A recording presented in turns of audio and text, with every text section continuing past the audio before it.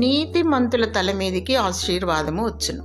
సామెతలు 10వ అధ్యాయము 6వ వచనం. మన జీవితములలో ప్రభు ఇచ్చు ఆశీర్వాదమును బట్టి మనము ఆనందించుచున్నాము. దేవుని ఆశీర్వాదము మనము ఆయన కొరకు జీవించుటకు ప్రోత్సాహము మరియు బలపరచుచున్నది. మనలను ఆశీర్వదించుటకై ప్రభు మనలను ఎన్నుకున్నాడు. కొంతమంది ఆశీర్వాదమునకు నిమగ్నులై ఆశీర్వాదమునకు కర్తయగు దేవుని మర్చిపోచున్నారు. బాధాకరం కదా. నమ్మకమైన ప్రభువు, నీ సంతతి మీద నా ఆత్మను కృమ్మరిస్తాను, నీకు పుట్టిన వారిని ఆశీర్వదిస్తానని ప్రభు వాగ్దానం చేశాడు. ఆత్మ కృమ్మరింపు మరియు ఆశీర్వాదం.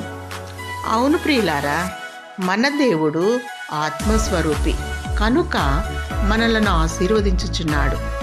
యెహోవా ఆశీర్వాదం ఐశ్వర్యం ఇచ్చును.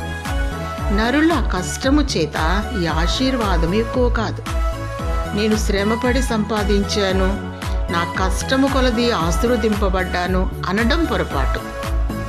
అబ్రహాముకు దేవుడు తోడై ఉండెను కనుక ఆశీర్వదింపబడ్డాడు. తర్వాత ఇస్సాకు, యాకోబు, యోసేఫ్ అనువారు ఆశీర్వదింపబడిరి. ఇశ్రాయేలీలను ఐగుప్తు దేశమందు బానిసలయుండగా విడిపించి ఆశీర్వదించాడు మన దేవుడు. ఆశీర్వాదమునకు కర్త అయిన ప్రభు మీద విశ్వాసం ఉంచు. నిన్నును దేవుడు ఆశీర్వదించునుగాక. ఆమేన్.